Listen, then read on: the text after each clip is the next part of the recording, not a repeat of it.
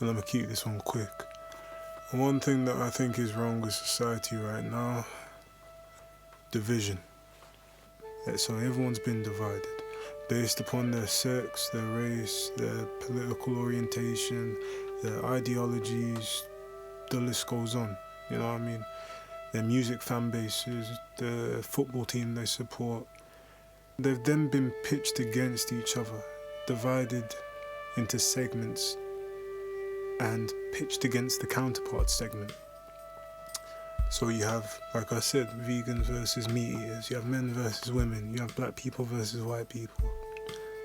All this is done by media and news, which is what they do so well, is they feed negative content and propaganda.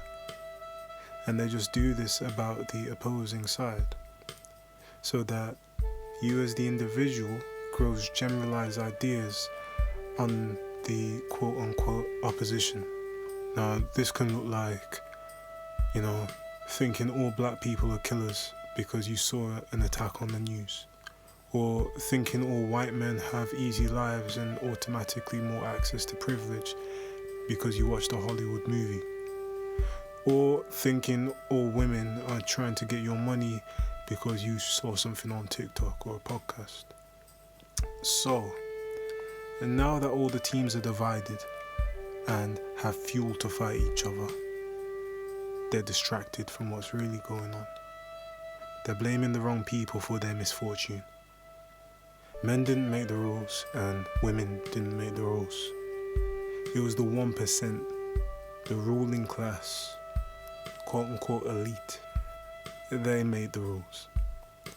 And while, the majority of us work for their companies, the majority struggling to make ends meet, they bombard us with propaganda to keep us squabbling with each other, comparing our plights and our disadvantages instead of uniting on our similarities.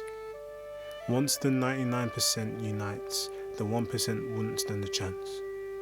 By this, I don't envision some grand Lord of the Rings fight scene with everyone coming together, despite their race and their sex, and joining forces to fight, Bill Gates and the Rockefeller family and their army of AI dogs.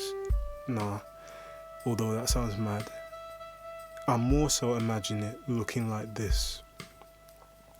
If, say, 51% of a population got together and decided to withdraw from society financially and economically until their demands were met, as a democracy, that should technically be all that needs to be done to get your word heard. If they did this, this would halt the entire country's economy. I'm talking a week. If they stop going to work, they grow their own food, and they stop paying taxes. I didn't say that, by the way. 51% is way too many to arrest. And it's too large a chunk for the economy to stay afloat. And it's also too large a chunk for the media to try and brainwash the remaining 49% that they're still the majority. They would then request reform of laws, constitution and government, maybe implementing a new government selection system where people, after they turn 18, are randomly selected from their city as a representative for like a 2-year period, like a Hunger Games thing. No political parties, just people from all walks of life, the majority, the real majority, representing their homes and representing the people they know and love. Rethinking the way that the society distributes money, so that maybe we don't have billionaires like we do now, but we also don't have anyone sleeping on the street. We also don't have parents struggling to feed their children. There's enough money to go around. Laws made by the majority for the majority. This was meant to be a democracy, and it's been painted to us to be a democracy, so we blame each other. I think that's where we went wrong as a society. And really, this is a dictatorship, so we should be blaming someone else. We should be uniting and getting change.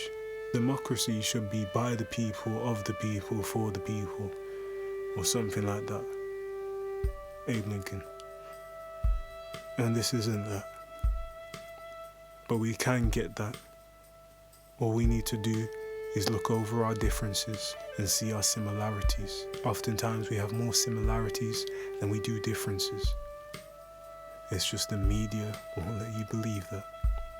So next time media tries to tell you to categorize people by attributes that are different to yours, remember, the more we fight between each other, the more the 1% wins. And yeah, that's really all I had to say, I guess. But yeah, just airing out some more thoughts. I hope you enjoyed. Subscribe, like the video, check out my music. Have a good day. Peace.